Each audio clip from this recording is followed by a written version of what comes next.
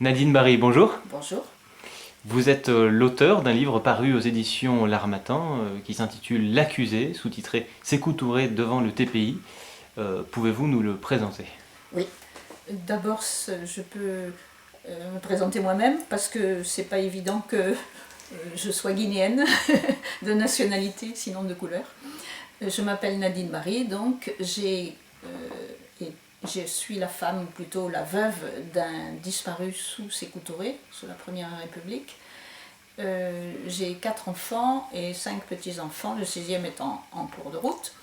Et je vis depuis 16 ans de nouveau en Guinée. J'ai pris ma retraite malgré ce qui est arrivé à mon mari et qu'il m'a fallu 19 ans pour élucider où, quand, comment il était décédé sous la torture dans le camp de Cancan, le camp de Soundiata Keïta à Cancan. En 1972, alors que le gouvernement français relayait les fausses informations du gouvernement guinéen selon lequel il était vivant, ainsi que les marides françaises.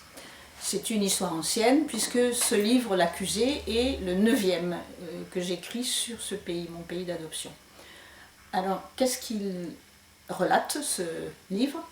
Eh bien, personne n'ayant fait le procès de Sékou Touré, personne n'ayant même demandé qu'il passe en jugement, soit de son vivant, soit après sa mort, j'ai eu l'impertinence, je me suis payé le culot, il faut le dire, de m'attaquer au mythe fondateur de la Guinée, puisque Sékou Touré est le père de l'indépendance de la Guinée, et de faire son procès là où il se trouve, c'est-à-dire dans l'au-delà.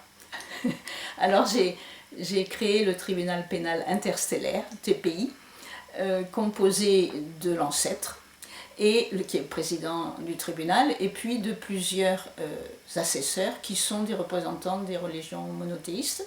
Donc vous avez le passeur, vous avez le tolérant, vous avez le généreux, etc.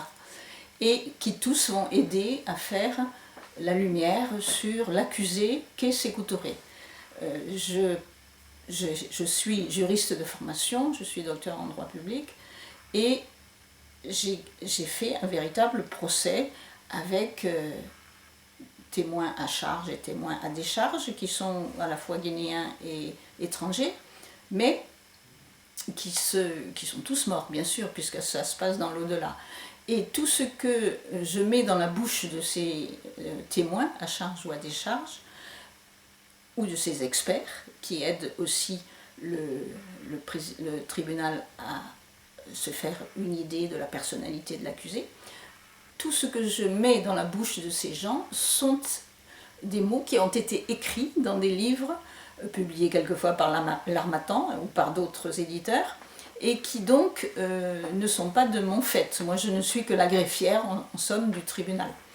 Et comme dans tout procès, en dehors des témoins à charge et à décharge et des experts, il y a les réquisitions du procureur, et puis, naturellement, l'avocat de la défense qui plaide longuement la défense de l'accusé Sékou Touré.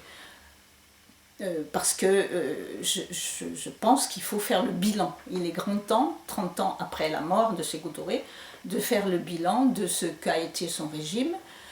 Je ne suis pas historienne, ni journaliste de profession, mais je suis quand même la femme d'une victime, et je fais partie de l'association des victimes du camp Waro.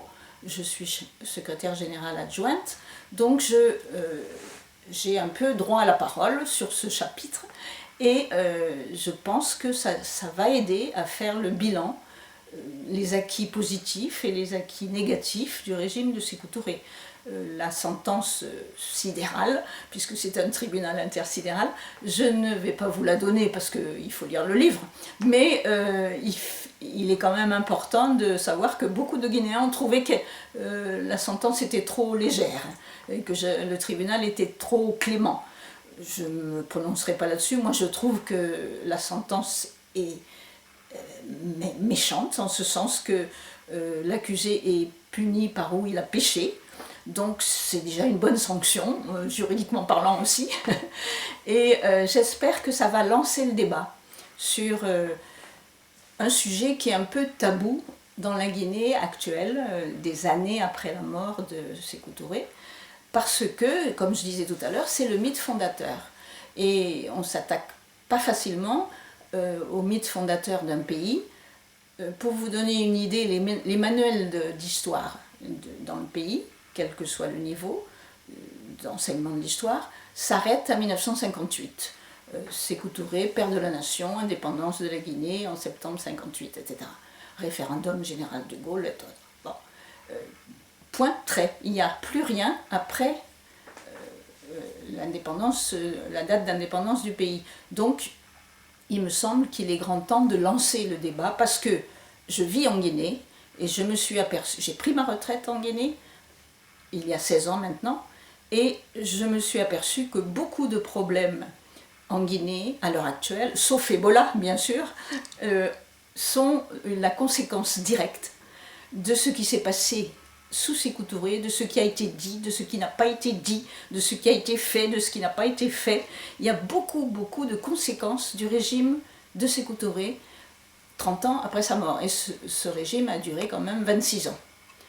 Et les présidents successifs n'ont pas osé non plus s'attaquer au mythe fondateur, et jusqu'au président actuel, Alpha Condé, qui est aussi une victime de la Première République, puisqu'il a été condamné à mort, s'il vous plaît, par contumace. Il était en France, réfugié à l'époque, et il n'a pas été amnistié, jamais. Il a été condamné en janvier 1971, et nous l'avons comme président de la République. Je pense que nous sommes un des rares pays dans le monde à être dirigé par quelqu'un qui a été un président, un chef d'État, qui a été condamné à mort et qui n'a jamais été amnistié. La Guinée est vraiment un pays de paradoxes.